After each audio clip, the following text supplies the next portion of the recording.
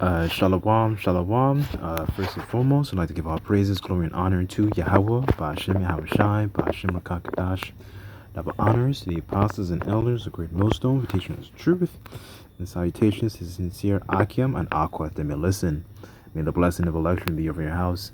My name is Brother Raquai. I'm back in here with another lesson. And for today's lesson, I'm going to be going through a quick article that I came across, and I just wanted to share with you, a few brothers and a few sisters who may listen, and just touch on a couple different points, and Yahweh Ratazah, this video will be edifying, right? So without further ado, let's jump right in.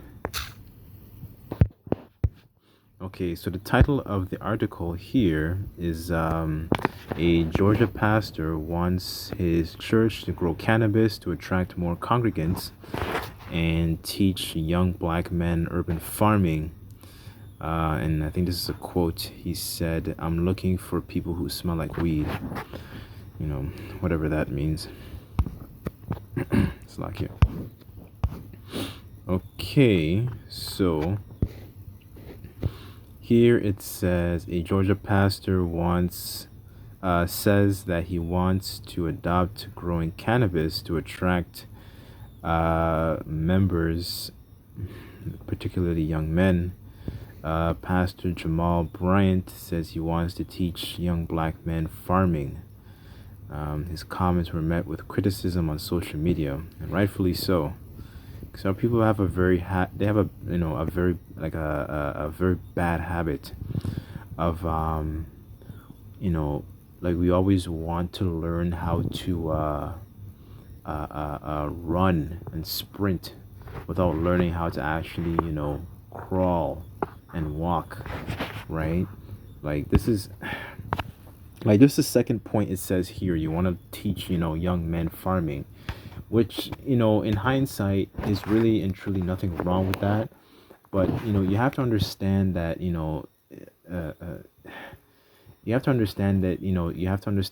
there is foundation that needs to be laid first, right? Like farming is not something these young black men, so-called black men, they need to know, right? They need to know the fundamentals. They need to have strong foundation, right? Because farming is a very good skill to have, but you need to have the fundamentals first, is what I'm trying to get at, right? And this idea of teaching these young Israelite men farming is also synonymous with a lot of our people who want to establish these so-called black colored businesses, right? To think that's going to help you to get out of your situation, right? So this is the point I'm trying to get at. They're trying to crawl, not even crawl, but they're trying to sprint without actually trying to learn how to walk first, right? Actually learn how to crawl first, right? And get that foundation, understanding your power, understanding the Lord and his son, understanding the true nature of the Lord, and getting these fundamentals, understanding that, getting that wisdom, right? Because really and truly, this is really just something that's just perverse. It's really just something that's perverse. Like you're just bringing something that is so perverse, into something that's so pure and so holy. And eventually I'm going to get to that, right? But in regards to my comment about foundation, this is not strong foundation. This is like, that story with the three little pigs, and one of the pigs, they built the house, and the house was made of straw. And what happened when the big bad wolf came, which the parallel today would be, these elites, the W Economic Forum, that they're trying to, insert some defiled stuff into you, that kragma and that juicy juice, that people are suddenly getting all these different heart conditions and dropping dead from, right? that is, that's the big bad wolf that we have to face, right? And this is not the kind of information they need to know. That is not the primary kind of information they need to know, right? So let me just grab a quick script, in regards to foundation.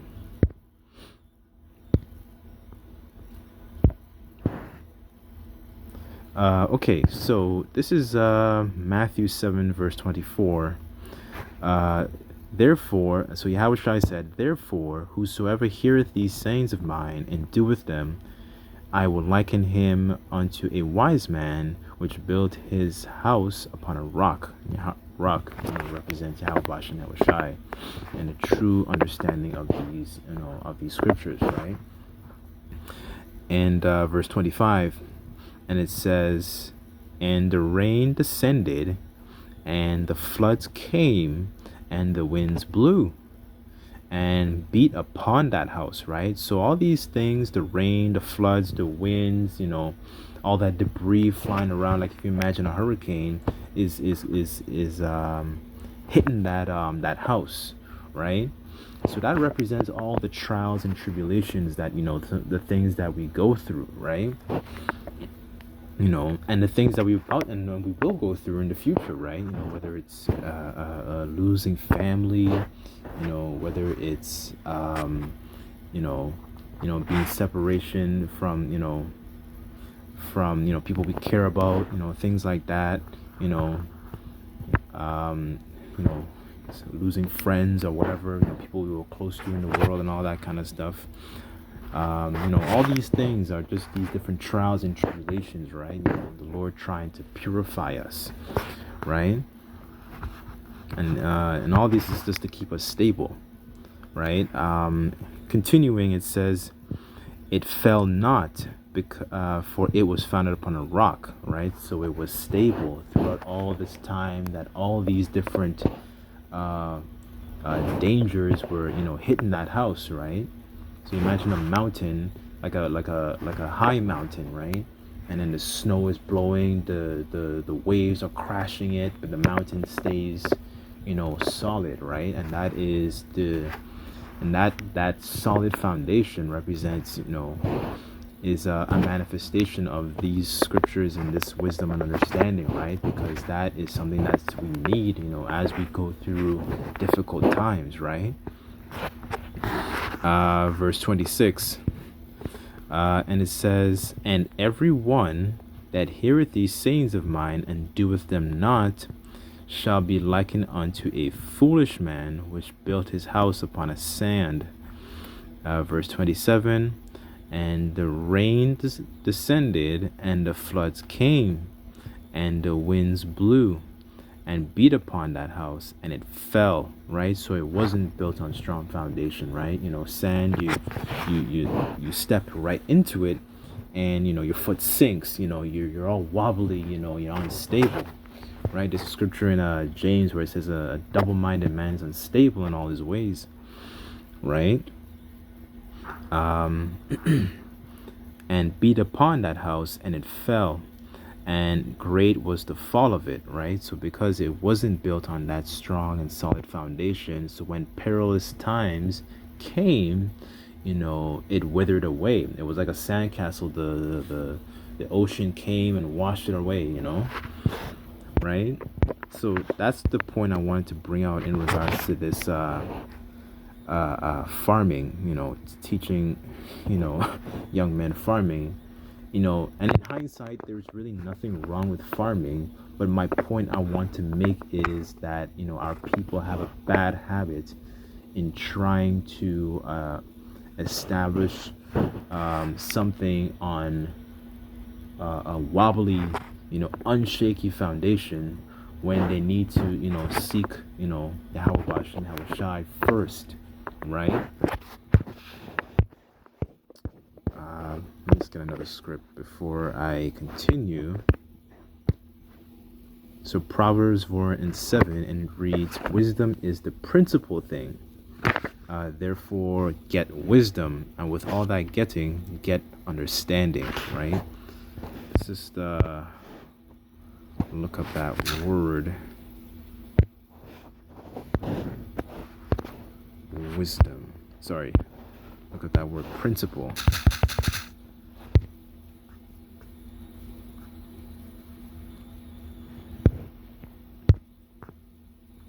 Okay, so principle, main, adjective. Oh, Salakia. Main, principal, chief, dominant, largest, greatest, most important. That's a good one. Great, large, princely, high ranking, right? First man, chief leader, right? So, our chief leader is Yahweh and Yahweh Shai.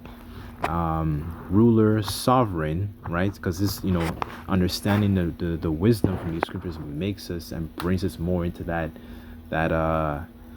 king mentality, right? Of how to rule, how to govern how to govern ourselves and govern our households, And Lord willing, Yahweh Rakasa, if we, be of that number, that we will be able to, officiate under the kingdom of heaven, under Yahweh Shai, right?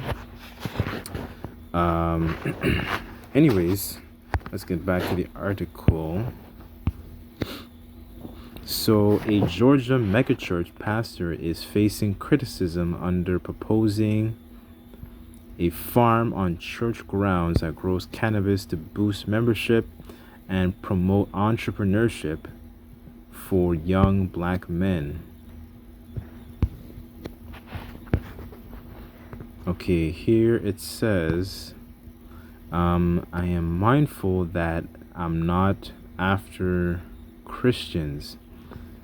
I am after people who don't want to go to church, said Pastor Jamal Bryant of Georgia, based in New Birth Missionary Baptist Church, during a December appearance of Cool Sora podcast with Rashan Ali. Let's see here. And a lot of churches just recycling people from other churches. That's not who I'm after. I'm looking for people who smell like weed. I really and truly don't know what that's supposed to mean. So I guess in essence, he's probably looking for, Israelites who are just on the side of the road and, don't have anything to do, right? Here it says, New Birth is the largest land-owning black church in America. My position to my deacons is, why are we not raising cannabis? I'll be able to bring in black males. They'll be able to do it legally. I'm teaching them farming. I'm helping them to enhance the ecosystem. Yeah, so this is honestly just complete madness, because here it says, and the guy quoted and said that a lot of the churches are just recycling people. So you just have a number of people who are going and church from one church, and then they're going to another church, and then they're going to another church, and they're just passing around, just licking it and passing it, licking it and passing it. It just, everybody's just kind of getting passed around. Oh my goodness. So this goes to show that there's no truth in the church. The truth, there is very little understanding, offered in these churches, which is ironic because the word pastor goes back to pasture, a place where, sheep and cows graze and actually receive nutrients and knowledge, right? The Lord said that He would give us pastors that would feed us with understanding, to roughly paraphrase. Hang on. Let's just get it real quick. Okay, Jeremiah 3:15, and it reads, I will give you pastors according to mine heart, that shall feed you with knowledge and understanding. And this doesn't manifest inside these churches, because if it did, you wouldn't have to be passing around congregation members like a woman that just gets passed around in this day and age, right, by all these different men, right? You'd be able to, bring forth more fruit, right? But that just goes to show that there's no truth inside these churches. It's just a well that's just running dry, you know. Continuing on, it says Georgia maintains its position as one of the states with strict cannabis laws, according to WALB, and the people could face jail time for not having it in their possession. Okay, Bryant's comments were met with swift criticism on social media, and also so-and-so, that's a bunch of nonsense. To further explain his concept of local news and reporting, the call is not to bring people to smoke at church. My intention that if we can show young people the advantages and impact of urban farming, it will make a distinct difference. And they're only just doing these things to be able to, kind of keep people entertained, right? Because they really and truly, they don't have any truth and any sort of edification to offer, right? So they're trying to just come up with things, to dress it up, to dress up their so-called truth, to keep it interesting, to keep it nice, so they can keep, the ceiling fans being spun inside these churches, right? Because somebody has to pay for these things to continue to go on and on and on, right? But they realize they don't have any truth to offer, right? So people don't stay, right? So let's go in this chapter here.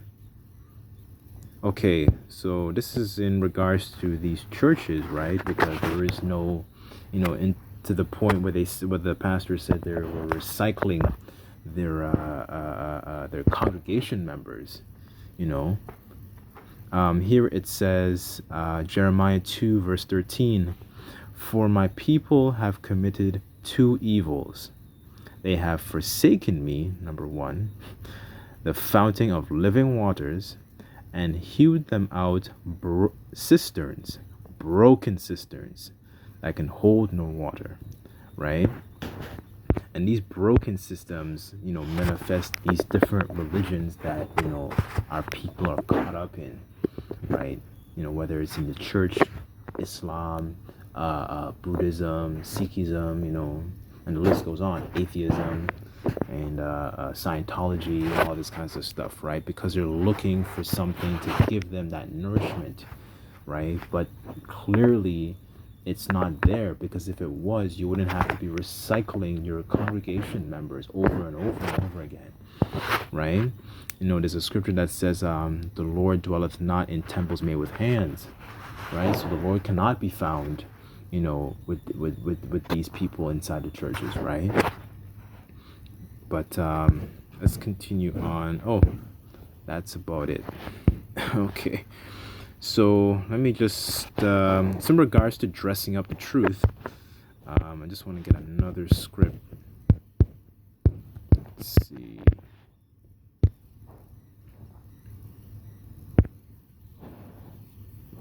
Okay, so this is Wisdom of Solomon 7 verse 24. And it reads, "For wisdom is more moving than any motion. She passeth and goeth through all things by reason of her pureness." Verse 25, "For she is the breath of the power of the Most High Yahweh, and a pure influence flowing from the glory of the Almighty. Therefore, no defiled thing fall into her," right? So this wisdom is pure, right? And it doesn't need these other things on a low level to be mixed with it, because it's strong, it's pure, it's rich and nourishing on its own, right? That's what's being referred here.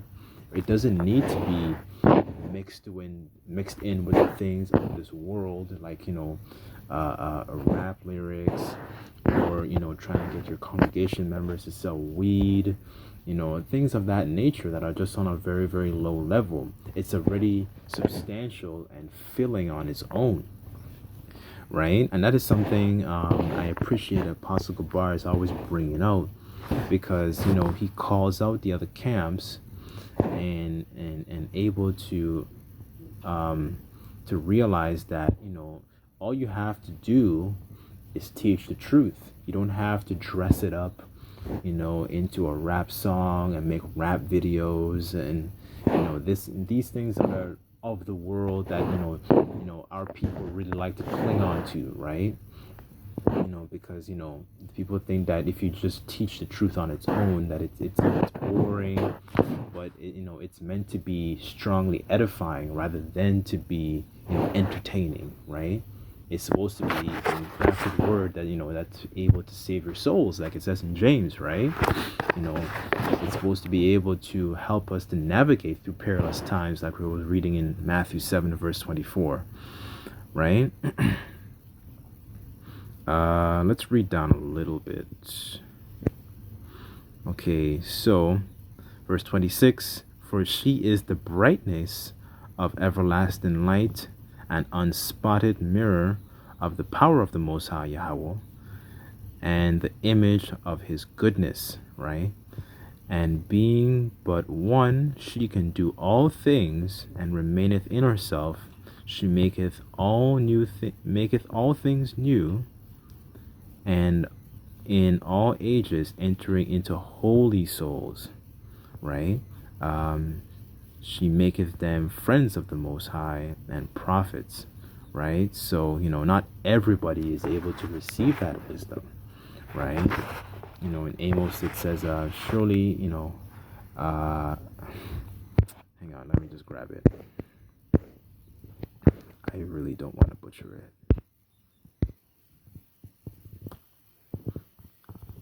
So Amos 3:7.